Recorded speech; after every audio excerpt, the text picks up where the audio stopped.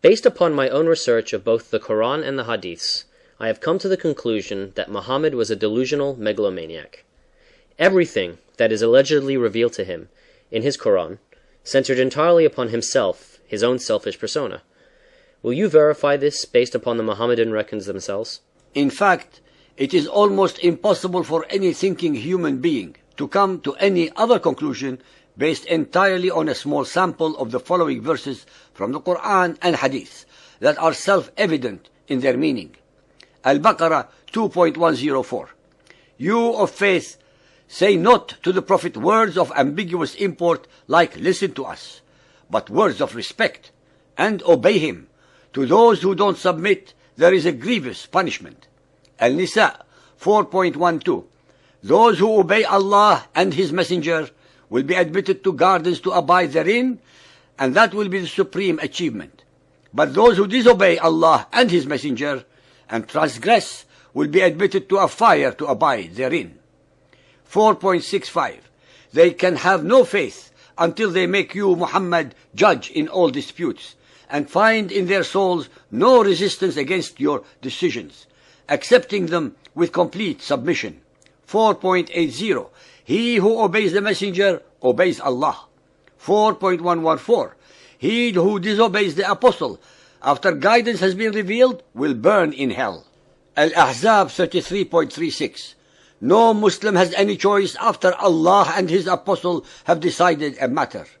You, Muhammad, may have whomever you desire. There is no blame.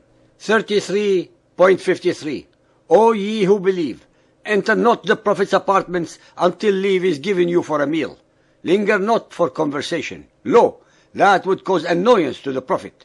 Such behavior bothers him. He is ashamed to dismiss you, but Allah is not ashamed to tell you the truth.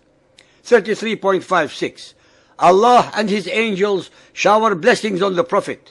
So believers, send your blessings on him and salute him with all respect. Those who speak negatively of Allah and His Apostle shall be cursed. Al-Fath 48.10. Verily, those who swear allegiance to you, Muhammad, indeed swear their allegiance to Allah. It is evident from the verses above that Muhammad and Allah are on the same level of importance and reverence. Whatever does not please Muhammad, the same with Allah. Al-Qaf 49.1. Believers, be not forward in the presence of Allah and His Messenger. Raise not your voices above the voice of the Prophet, nor speak loudly around him. Al-Hashr 59.6. Allah gives His Messenger lordship and power over whomever He wills. Al-Tahrim 66.1.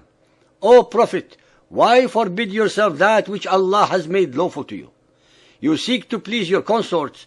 Allah has already sanctioned for you the dissolution of all your vows.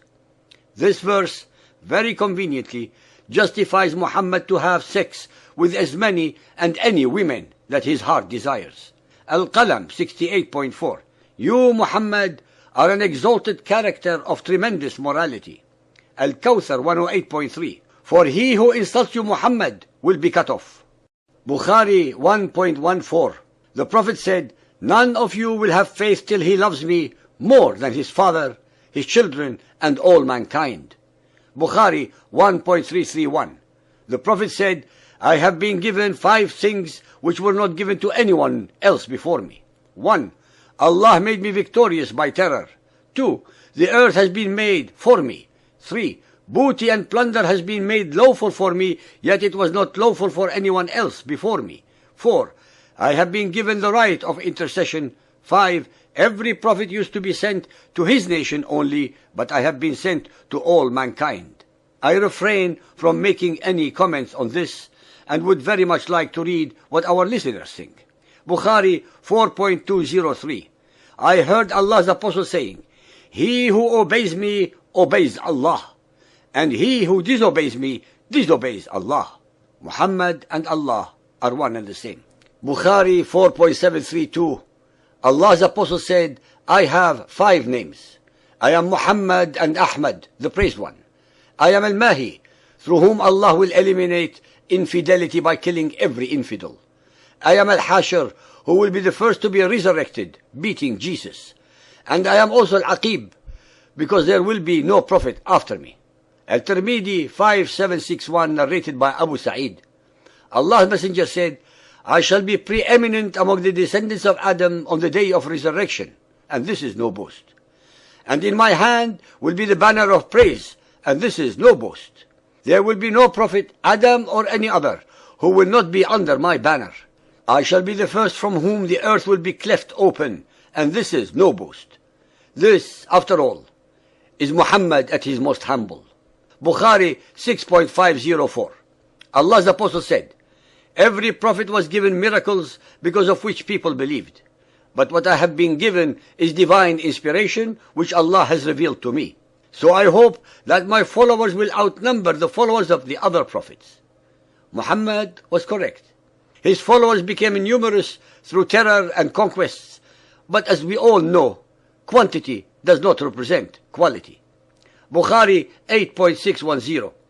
Allah's Apostle actually saw with his own eyes the vision of all the things which were shown to him on the night journey to the Temple of Solomon in Jerusalem. It was not a dream. Muhammad, the humble, the sincere, the noble, the praised and the truthful, declared publicly to his followers, with commendable veracity, that he had just recently visited the Temple of Solomon at Jerusalem, when in reality such a temple had ceased to exist 550 years earlier. Bukhari 9.384. Allah's Apostle said, whoever obeys me will enter paradise. Ishaq 53. Muhammad's authority among the Quraysh was like a religion which the people followed, and which could not be infringed. They always acted in accordance with its laws. Ishaq 205. If you are loyal to this undertaking, it will profit you in this world and the next. They said, we will accept you as a prophet under these conditions, but we want to know specifically what we will get in return for our loyalty. Muhammad said, I promise you paradise. Muhammad usurped the power of Allah if Allah were God, by promising those gullible, unlearned, illiterate and superstitious pagan Arabs who would believe in him as the messenger of Allah that they would end up in paradise. Ishaq 231. Whenever you differ about a matter, it must be referred to Allah and Muhammad. Ishaq 391. O people, this is Allah's apostle among you. Allah has honored and exalted you by him. So help him and strengthen him. Listen to his commands and obey them. Tabari 6.134. Men of the Khazraj, do you know what you are pledging yourselves to in swearing allegiance to this man Muhammad? Yes, they answered. In swearing allegiance to him, we are pledging ourselves to wage war against all mankind. Even 1400 years ago, some of the most unlearned, illiterate and simple people among the pagan Arabs concluded that they were declaring total war against all human beings who do not believe as they do. They were more realistic and intelligent than most of our political and theological leaders of today. Ishaq 471. We were steadfast in trusting in him. We have a prophet by whom we will conquer all men. Ishaq 580. Allah's religion is the religion of Muhammad. Ladies and gentlemen, believers and unbelievers, the above sample verses reflect the state of mind of one who is a pathological narcissist, especially as we have shown that every letter, verse and chapter of the Quran are the product of Muhammad's own imagination, his alter ego, projected into the unsuspecting mouth of Allah to give them sanctity.